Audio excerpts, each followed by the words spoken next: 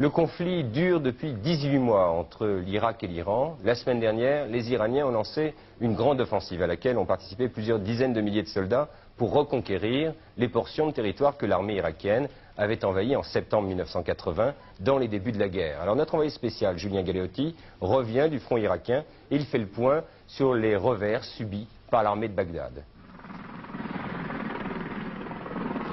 Quand nous avons pu parvenir sur les premières lignes irakiennes devant Boustan mercredi, la plus grande bataille qui a eu lieu au Moyen-Orient se terminait.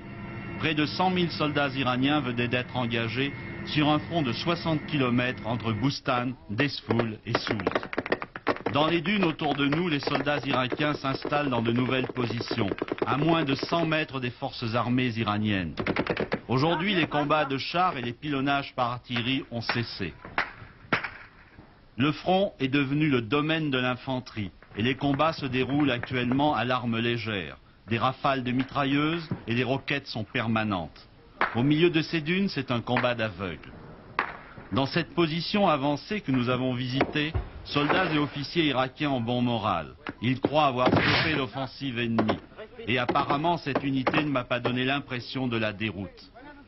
Pourtant, sur l'ensemble du front, les Irakiens ont reculé de plus de 10 km depuis le début de l'offensive iranienne.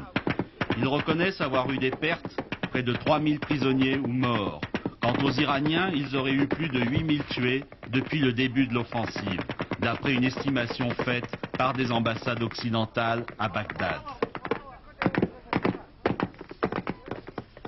Sur le champ de bataille, près de la position que nous visitons, l'odeur est atroce.